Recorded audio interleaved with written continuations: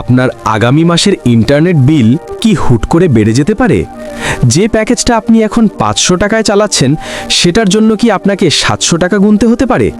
হ্যাঁ বন্ধুরা, বিটিআরসির নতুন নীতিমালার কারণে বাংলাদেশের ইন্টারনেট ব্যবসায় বড় ধরনের ধস নামার আশঙ্কা তৈরি হয়েছে।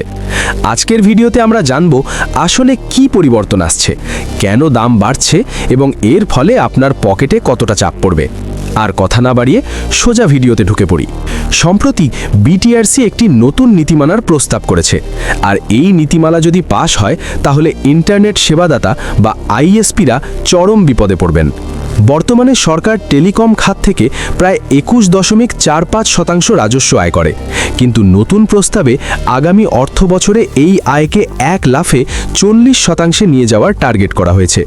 শুধু তাই নয়, ইন্টারনেট সার্ভিস প্রোভাইডারদের আয়ের 5.5% রাজস্ব শেয়ার এবং সামাজিক দায়বদ্ধতা তহবিলের জন্য আরও 1% দেওয়ার প্রস্তাব করা হয়েছে।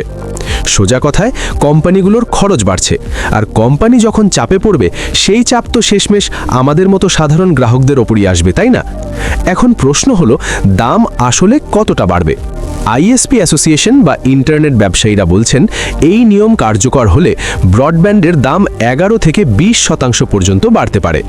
মজার এবং ভয়ের ব্যাপার হলো, এর প্রভাব শহর এবং গ্রামে আলাদা হবে। শহরে অর্থাৎ ঢাকা, চট্টগ্রাম, সিলেটে দাম বাড়তে পারে 11 থেকে 15%। গ্রামাঞ্চলে দাম বাড়তে পারে প্রায় 20% পর্যন্ত। অর্থাৎ যারা প্রত্যন্ত অঞ্চলে বা গ্রামে বসে ইন্টারনেট ব্যবহার করছেন তাদের খরচই সবচেয়ে বেশি বাড়বে।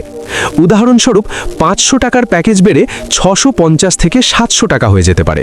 ভাবুন তো, একজন স্টুডেন্টের কথা যার পড়াশোনা এখন পুরোপুরি অনলাইন বা মোবাইল কেন্দ্রিক, তার যদি মাসে বাড়তি 100-150 টাকা শুধু ইন্টারনেটের জন্য খরচ হয়, তবে সেটা কিন্তু বড় একটা বোঝা।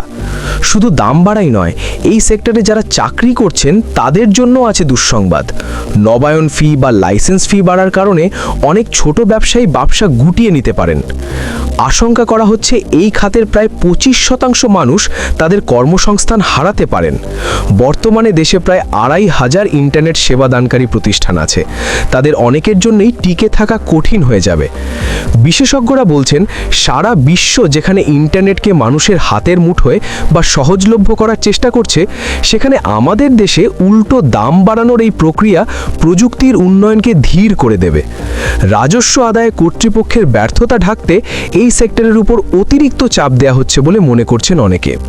শেষ কথা হলো, ডিজিটাল বাংলাদেশ বা স্মার্ট বাংলাদেশের স্বপ্ন দেখতে হলে ইন্টারনেট হতে হবে সবার জন্য সহজলভ্য, কিন্তু দাম বাড়লে সেটা কতটা সম্ভব হবে তা নিয়ে প্রশ্ন থেকেই যায়।